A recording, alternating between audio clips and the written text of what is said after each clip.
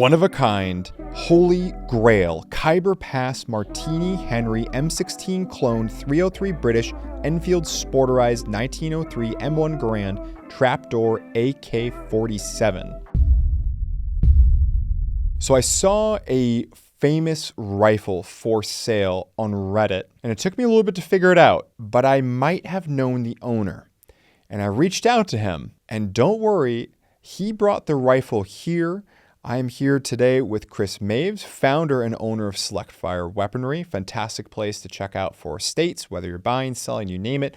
You can find some of their information in the description box below. Who was kind enough to bring this monstrosity in and talk us through the provenance of it. So without further ado, guys, we're going to try something a little bit different today. Let's get into it.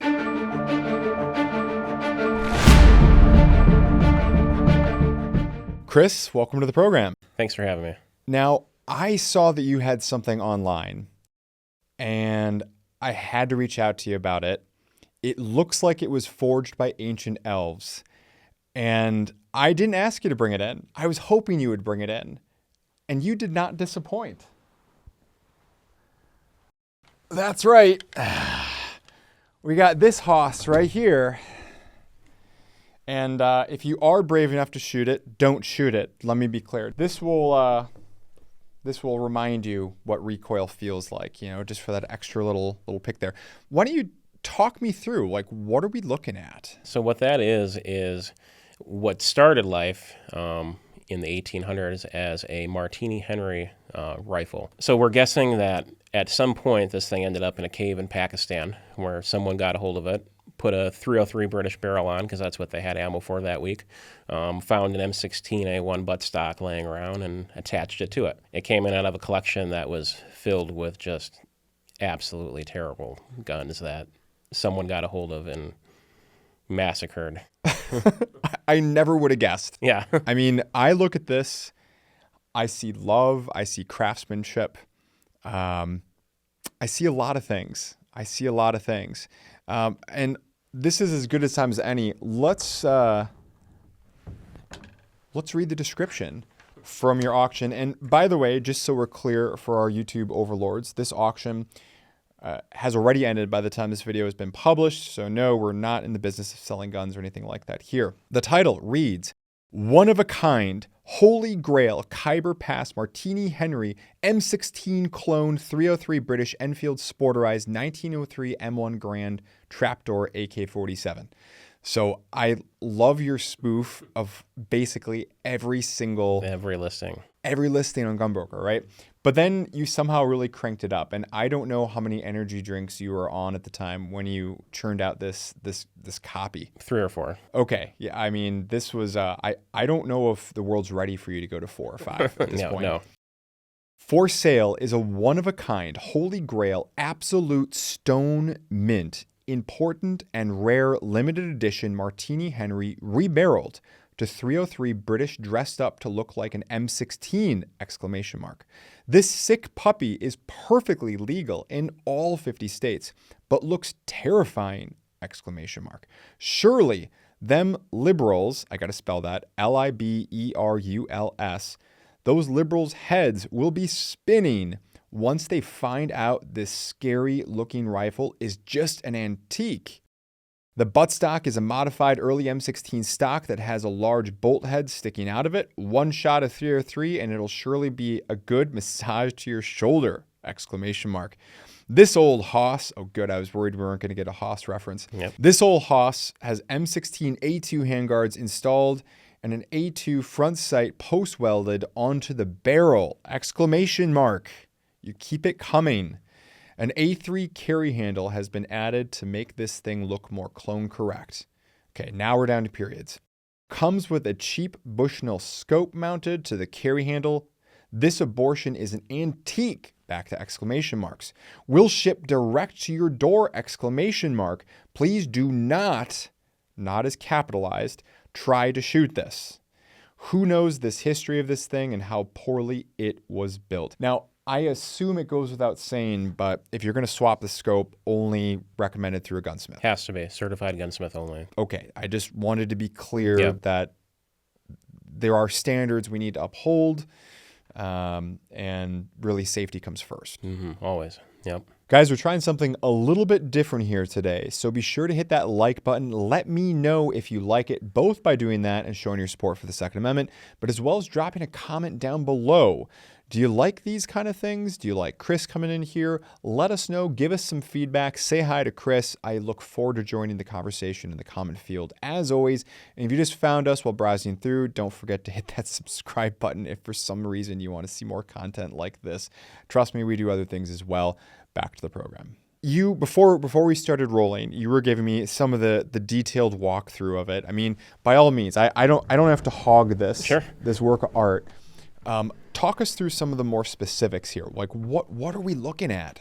So when we got this in, it was just just had the stock on it, and it was just a bare metal British Enfield barrel. It wasn't even for this gun. And if you look on the inside of the chamber, you can see where they just poorly and crudely fit it to the receiver. So then our masterminds at Select Fire Weaponry decided that, well, it's already halfway there. Might as well finish it. So we added the A2 front sight post. We put the A2 handguard on, and then we added the carry handle. And then just to, really tie it together, we made sure we put the really out-of-date 1980s carry handle scope on there, just in case someone wants to do some long-range shooting with this thing. Well, yeah. I mean, right. I mean, you gotta, is it going to shoot one MOA? I mean, like. If it shoots once, I'd be happy. I mean, okay. let alone MOA. Twice, really. I mean, will you survive the first one, right? Yeah. So what you're saying is you are in part the Ancient Elves. Is that? We are in part the Ancient Elves, yes.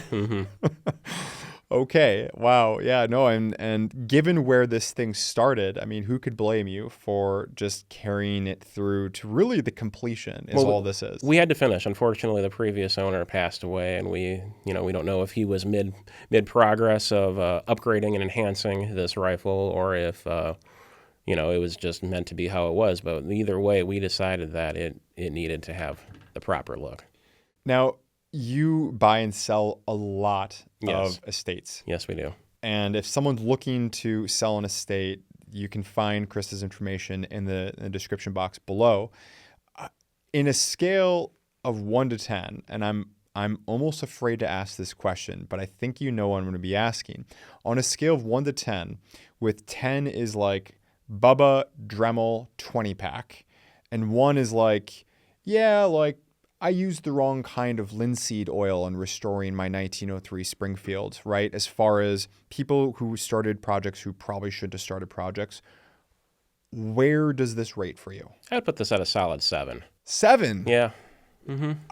Okay. What's an 8, 9? I don't know if I'm ready for 10. Give me an 8 or a 9. An 8 or a 9 would be one that is just totally chopped up, rechambered to a caliber that makes, I guess this caliber makes no sense, but, and in part we did do a little bit of the work, so I can't fully give it a 10, because then that would be, You're docking. We'd be docking ourselves, so there's a little bit of a curve in there, I suppose, considering the other guns that were in this collection. Some of them had scopes mounted backwards, and unironically, too. So... yeah, it's hard to say what's worse than this, but it's the top 10% for sure. That's at least encouraging that this is the top 10%. Do you recall any particular standouts from over the years that are like, ew? We had a G43 come in 5 or 6 years ago.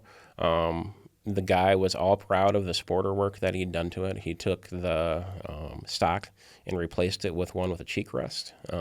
He cut the barrel. He drilled and tapped into the side scope mount that was already there to put another scope on it.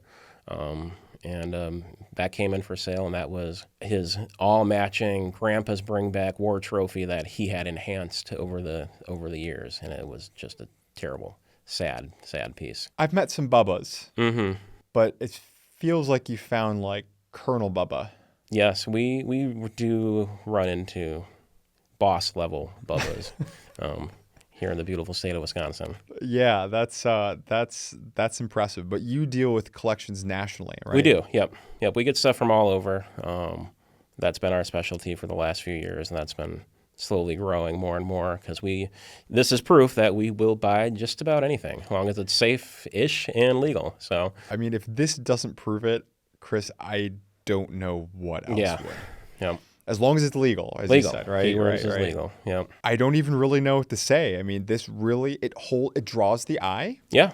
I think this could be an excellent, whether it's an accent piece to a room or a conversation starter. It's been called a work of art in multiple social media platforms, whether they were being serious or it was just a joke. But I mean, either way, I mean, if someone displayed this, people would definitely talk about it. I mean, if there's a way you want to break up with your spouse in person, give this to them as their birthday present. Absolutely. Yeah. I mean, this is just like done. We're done. Call the divorce attorney. Yep. Honey, I got you that AR you've always wanted. Here it is.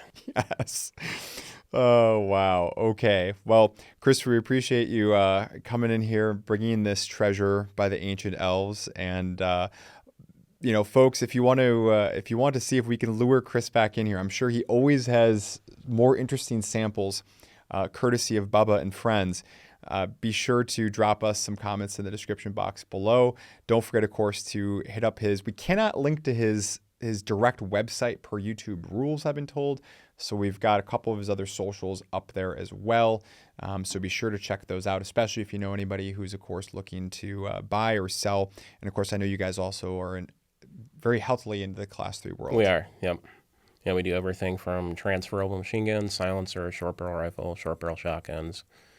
That's been our specialty for a few years also. And little did I know when I've been looking at this thing on the internet that it was just a mile down the street for me. Mm-hmm. I mean, you know, it's just what's under your nose. Yep. Chris, thanks for coming in. Thanks for having me. Thanks for sticking around to the end of the video. Don't forget to hit that like button if you haven't already. It does fantastic things to help this channel grow. Believe it or not. I mean, believe it, but or not. Also, don't forget to say hi in the comment field below to our special guest today, Chris Maves. You want to see him come back? Because I'm pretty sure this rabbit hole goes disturbingly deeper. Also, don't forget, of course, to check out his, not his website, because, of course, YouTube wouldn't allow that, but his socials, and you know what you can do from there. Linked in the description box below. We'll also get it pinned in that first comment, of course. And now for our ever-popular quote of the day. This one comes from Kurt Vonnegut. Quote, "True terror is to wake up one morning and discover that your high school class is running the country." That would definitely be a terror in my case. Thanks for sticking around. I will see you in the comments section and the next one. Thanks for sticking around to the end of the video. If you enjoyed this one, please feel free to check out some of our other great content, and we'll see you in the next one.